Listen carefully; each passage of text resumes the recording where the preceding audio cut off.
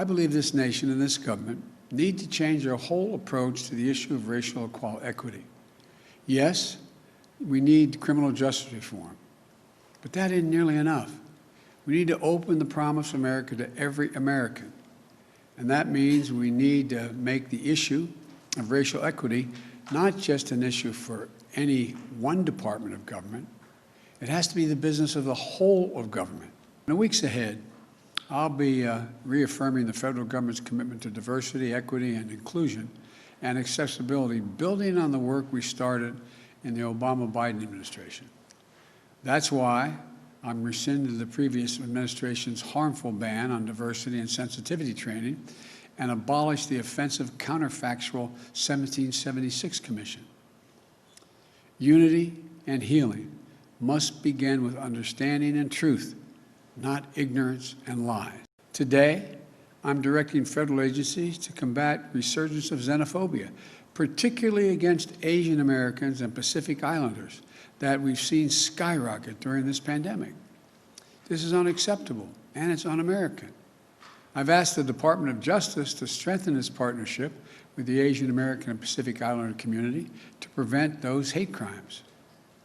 I've also asked the Department of Health and Human Services to put out best practices for combating xenophobia in our national response to COVID. We need to restore and expand the Voting Rights Act, named after our dear friend John Lewis, and continue to fight back against laws that many states are engaged in to suppress the right to vote while expanding access to the ballot box for all eligible voters. This first executive order is a memorandum for the Secretary of Housing and Urban Development to redress our nation's and the federal government's history of discriminatory housing practices and policies.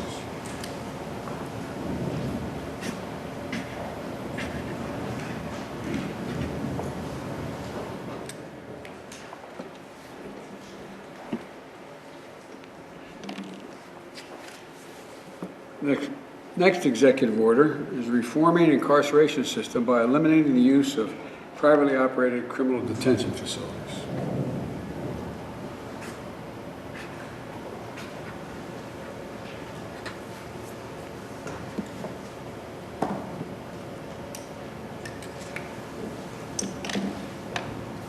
Third executive order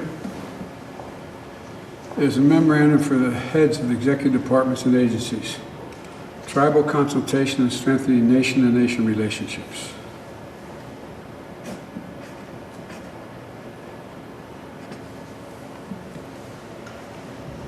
And the last executive order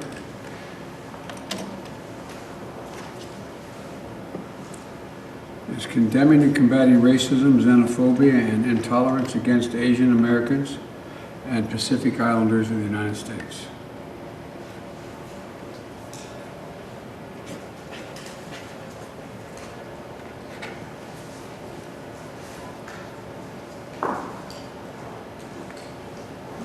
I think the country's ready, and I know this administration is ready.